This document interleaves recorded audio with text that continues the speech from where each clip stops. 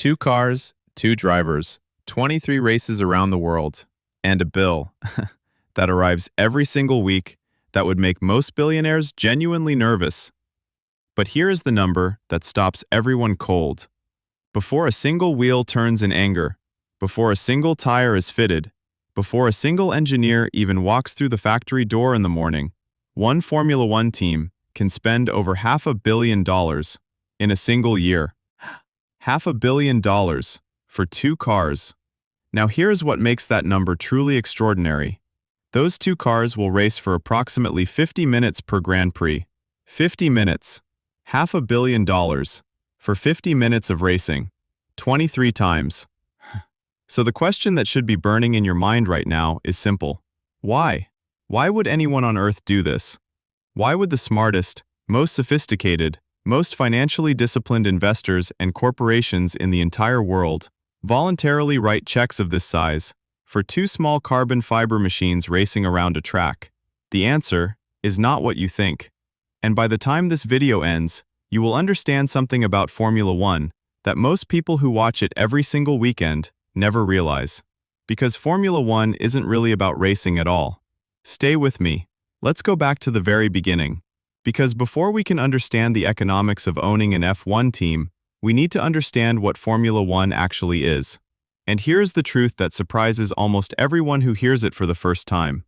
Formula One is not primarily a sport. It is a global marketing platform, disguised as a sport. The racing is real.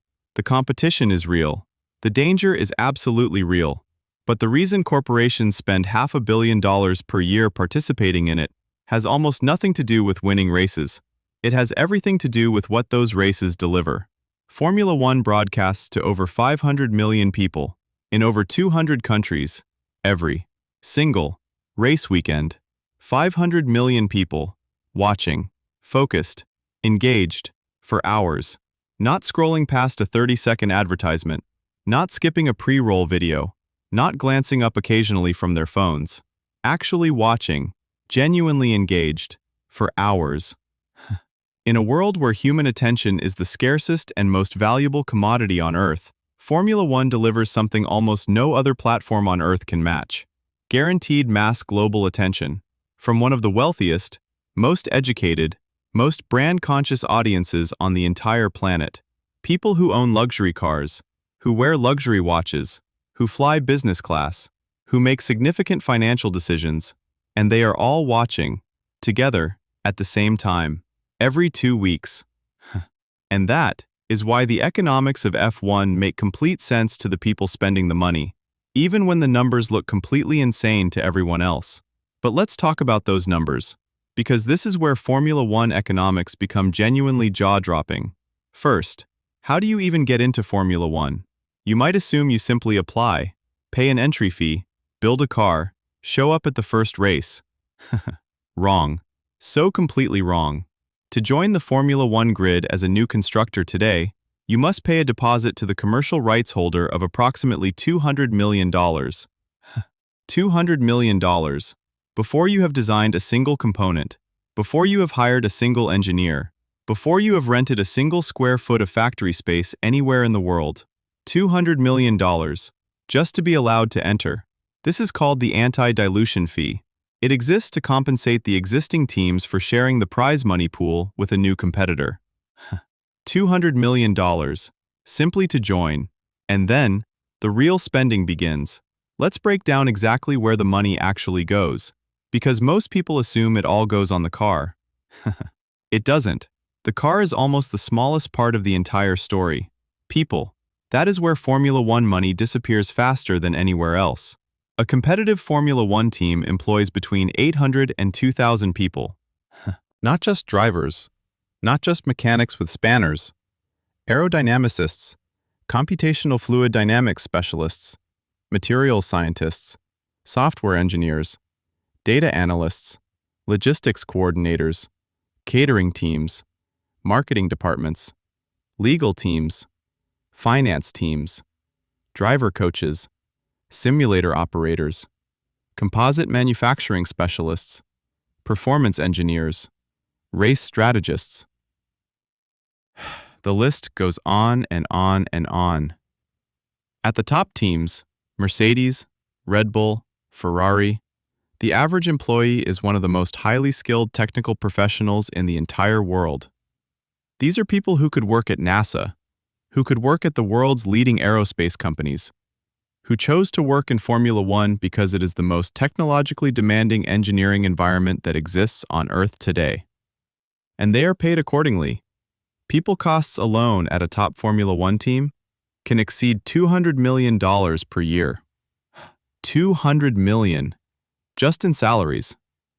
Before a single component is manufactured, before a single bolt is tightened on a car, before the first race of the season even begins. Then there is the technology. And this is where Formula One economics enter a completely different dimension entirely. A modern Formula One car contains approximately 80,000 components. 80,000. Each one designed, manufactured, tested, inspected, and refined to tolerances that make aerospace engineering look relatively straightforward by comparison. The power unit alone, the engine, turbocharger, and hybrid energy recovery systems all combined, costs approximately $15 to $20 million per unit. And each car uses multiple power units across a single season. The aerodynamic package, wings, floor, diffuser, bodywork, is redesigned and updated at almost every single race weekend. Teams bring specific upgrade packages to tracks chosen to maximize the performance gain from those upgrades. Each significant aerodynamic upgrade can cost millions of dollars to develop and manufacture. And here's the detail that makes outsiders genuinely stop and stare. After each race, large portions of the car are dismantled, carefully inspected, and frequently replaced entirely. Components that look perfectly fine to any normal human being standing next to them are discarded by Formula One engineers because they have reached their performance tolerance limit. Thrown away. Components worth tens of thousands of dollars each, discarded after one single race. Because in Formula One, good enough is never good enough. Never was, never will be. Now let's talk about logistics, because this is the hidden cost that almost nobody outside Formula One ever thinks about. And when they hear the numbers for the first time, it never quite lands the way you expect. Formula One visits 23 countries in a single season, from Bahrain to Australia, from Canada to Singapore, from Brazil to Abu Dhabi. Every 2 weeks, an entire Formula One team must move. Not just the drivers and a small group of mechanics. Everything. The cars themselves, the spare parts, the tools, the equipment, the hospitality structures, the catering supplies, the timing systems, the communication infrastructure, the medical equipment, the simulator rigs. A single Formula One team ships approximately 50 tons of freight to every single flyaway race. 50 tons. By air freight, which is the most expensive form of transport that exists on Earth. The total logistics bill for a competitive Formula One team across a full season can reach $50 million. $50 million. Just to move the equipment from race to race. Not to develop it. Not to improve it. Just to physically move it from one country to another. And on top of the air freight bill, teams must pay circuit fees, hospitality costs, hotel accommodation for hundreds of staff members at every single location around the world. The total cost of simply attending every race on the calendar, before any performance development is considered at all, is genuinely staggering. And this is before we have even started talking about what it costs to actually make the car go faster. So, with all of this extraordinary spending, where does the money actually come from?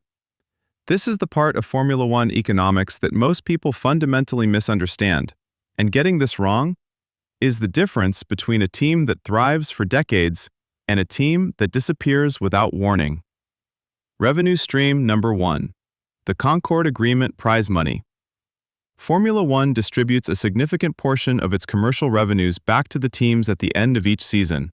The exact structure is complex and partly confidential, but broadly, teams receive payments based on their championship position from the previous season. A team that finishes first in the Constructors' Championship receives substantially more prize money than a team that finishes 10th. The total prize fund distributed to all teams across a season runs into the hundreds of millions of dollars. But here is the brutal reality that nobody at the front of the grid likes to admit publicly. Even the top teams, even the teams receiving the absolute maximum prize fund allocation, cannot come close to covering their operating costs through prize money alone. Prize money covers a fraction of what it actually costs to run a competitive team, which means every Formula One team on the grid, every single one of them, is fundamentally dependent on one thing above everything else: sponsorship. Sponsorship is the oxygen of Formula One. Without it, every team on the grid dies. Not struggles, dies. And the sponsorship economics of Formula One are unlike anything in any other sport on Earth. Let's start with the car itself. A Formula One car is the most expensive piece of moving advertising real estate ever created by human beings. 500 million people watch every race. The cameras follow the cars constantly throughout the entire event. Every braking zone, every corner, every straight, every pit stop. Brands placed on an F1 car receive a quality and consistency of visual exposure that television advertising budgets of hundreds of millions of dollars cannot replicate. The logo on the nose of the car, the brand on the engine cover, the name on the halo device above the driver's head. Each of these positions carries a specific and carefully negotiated commercial value, and at the top teams, those values are extraordinary. A primary title sponsorship on a competitive Formula One car can be worth between $50 and $100 million per year. Per year, for a logo, on a car, that drives around a track. Think about that for a moment. One logo, on one car, $100 million per year. And the sponsor isn't just buying logo placement. They are buying access. Access to the paddock. Access to corporate hospitality experiences that cannot be replicated anywhere else on Earth. Access to driver appearances and personal endorsements. Access to engineering data and technology innovation partnerships. Access to the global network of other sponsors, team owners, and Formula One stakeholders. For luxury brands, for technology companies, for financial services firms, the Formula One paddock is the most exclusive business networking environment in the world, bar none. Nothing else comes close. But here is where Formula One sponsorship economics deliver their single biggest surprise. The one that even experienced business people don't see coming. The teams are not just selling advertising. They are selling technology transfer. This is the secret that the most sophisticated Formula One sponsors have understood for decades. When a petrochemical company partners with a Formula One team, their engineers work directly alongside the team's technical staff, developing fuels and lubricants at the absolute edge of chemical engineering possibility. Technology developed specifically for Formula One migrates directly into road car and commercial applications within just a few years. When a tire company partners with an F1 team, the data generated across a single race weekend is worth more to their research and development department than years of conventional laboratory testing. Years. From one weekend. When a technology company partners with a Formula One team, their software is stress-tested in the most demanding real-time data environment that exists anywhere on Earth. Formula One generates more data per second than almost any other human activity. A single car produces over 1 million data points per second during a race. 1 million per second per car. The sponsors aren't just buying visibility. They are buying access to the greatest engineering laboratory on Earth, running at full speed, in real time, across 23 countries, every 2 weeks, and they are paying accordingly. Now let's talk about the manufacturer teams, because Mercedes, Ferrari, and Red Bull operate under a completely different economic logic to the independent teams. And understanding this difference explains almost everything about why Formula One looks the way it does today. Ferrari doesn't participate in Formula One to make money from racing. Ferrari participates in Formula One Because Formula One is the reason Ferrari exists. Full stop. Every road car Ferrari sells, every watch, every perfume, every piece of branded merchandise carrying that famous prancing horse carries a premium price because Ferrari wins in Formula One. The Ferrari brand is built on racing heritage. Remove Formula One, and Ferrari becomes just another Italian sports car manufacturer. With Ferrari and Formula One, it becomes something else entirely. A mythology, a legend, an emotion that people will pay 300,000 euros just to experience behind the wheel for a few years. Ferrari reportedly allocates between 4 and 500 million euros to its Formula One program every single year. But the return isn't measured in prize money. It is measured in brand value. And Ferrari's brand value is estimated at over $7 billion. $7 billion. A brand built almost entirely on the back of Formula One racing. Mercedes operates similarly. The Silver Arrows, the greatest dynasty in modern Formula One history. 8 consecutive Constructors' Championships. Lewis Hamilton, 7 world titles. The marketing value of that sustained dominance is estimated to have been worth over 1 billion euros to Mercedes in brand equity alone. For a car company that sells hundreds of thousands of vehicles every single year, that 1 billion in brand equity translates into real showroom sales, real revenue, real profit. Formula One spending becomes a completely rational marketing investment when viewed through this lens. Not madness, strategy.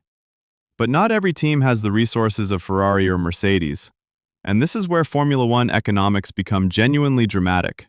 The midfield teams, McLaren, Alpine, Aston Martin, Williams, teams with proud histories spanning decades, passionate global fan bases, genuinely talented engineering departments, but operating on budgets that are a fraction of the manufacturer giants. How do they survive? The answer arrived in 2021, and it changed Formula One forever. The budget cap.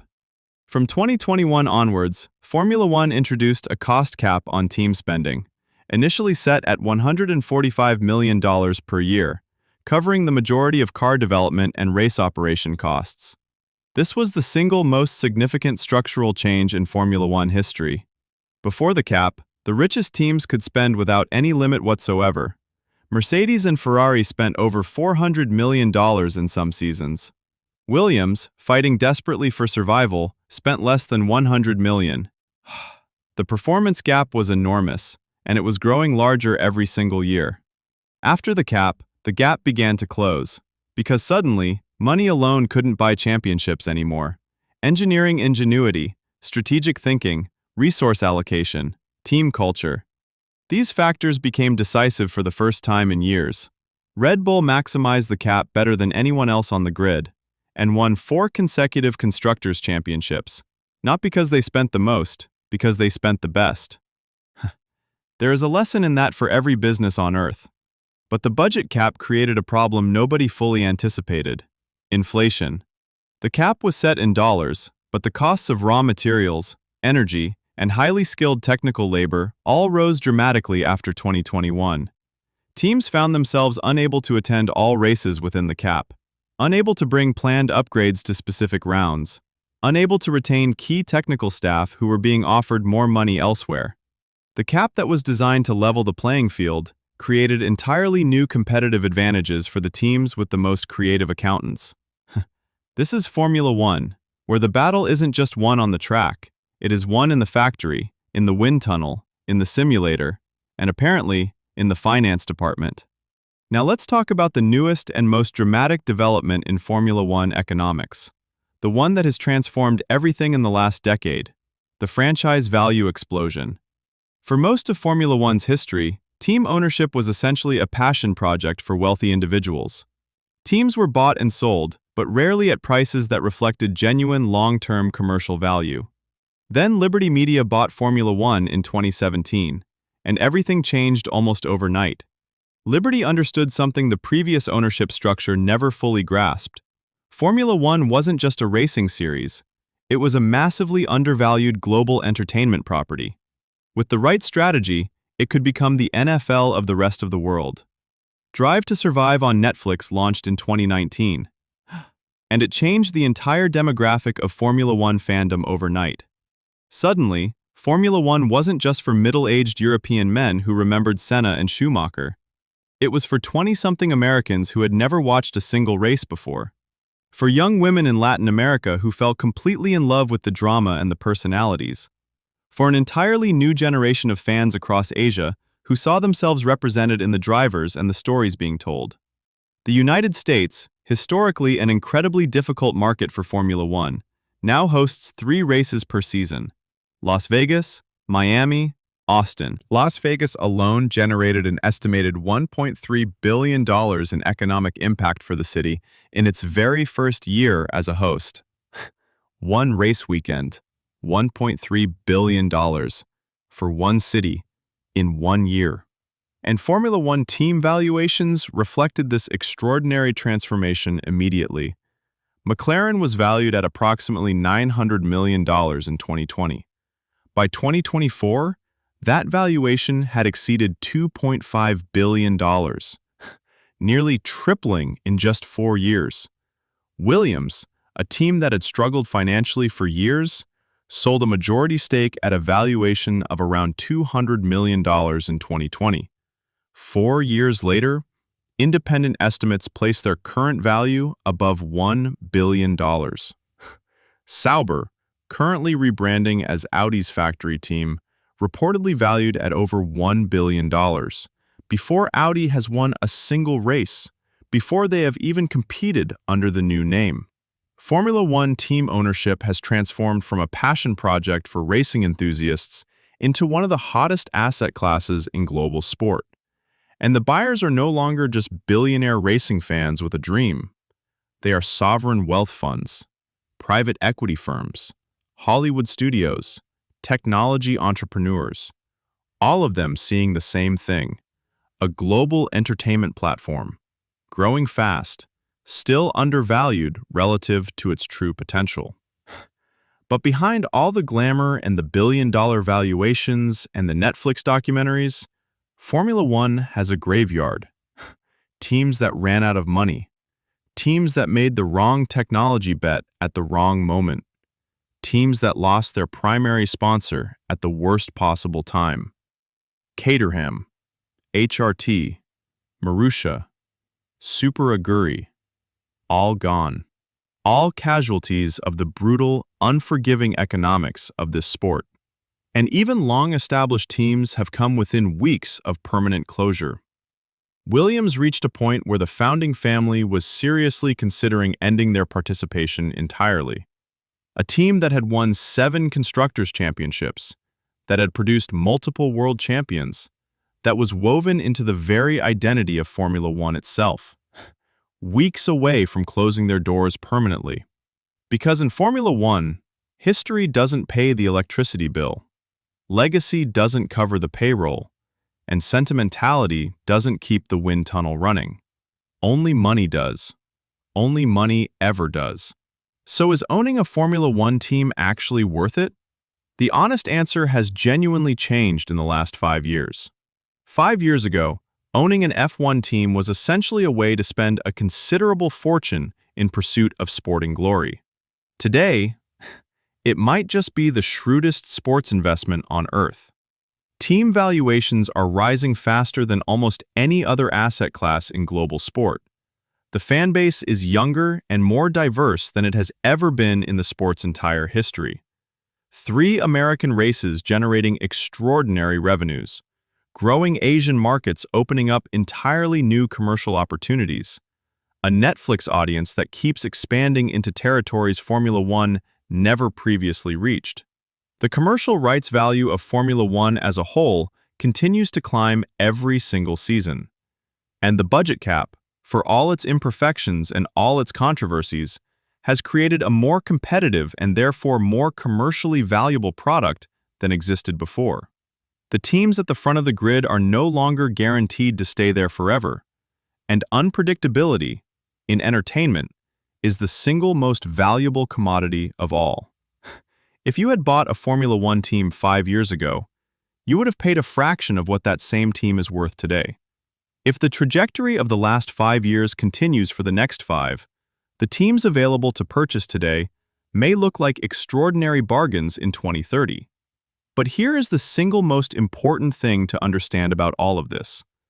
The teams that win financially in Formula One are not necessarily the teams that win races. They are the teams that win commercially. The teams that build the best and most durable sponsor relationships, that develop the most valuable technology partnerships, that create the most compelling content for a global audience, that grow the most engaged and most loyal global fan bases. In Formula One, the car that crosses the line first wins the race. But the team that builds the most powerful commercial platform wins the business. And in 2026 and beyond, the business is where the real championship is being fought. Every single day. If this breakdown changed how you watch Formula One, if it changed how you think about sport and money and the extraordinary business models hiding in plain sight, subscribe to Owner's Economics right now. Every single week, we pull back the curtain on the real economics behind the world's most fascinating industries. The numbers nobody talks about publicly. The business models hiding in plain sight. The brutal truths that separate the winners from everyone else. No motivation speeches, no surface-level content. Just the real numbers, the real strategies, the brutal, honest truth. And next week, we are going inside the economics of owning a theme park. Billions of dollars of infrastructure, thousands of employees, rides that cost more to build than most skyscrapers, and a business model so brilliantly and precisely engineered that once you truly understand it, you will never visit a theme park again without seeing it completely differently. Every queue, every food stand, every hotel room, every piece of merchandise, every single element. Part of a machine so precisely designed to extract maximum value from every single visitor that it makes the most sophisticated businesses in the world look simple by comparison. Subscribe now. Set that notification bell, because next week we are checking in, and you will not want to miss it.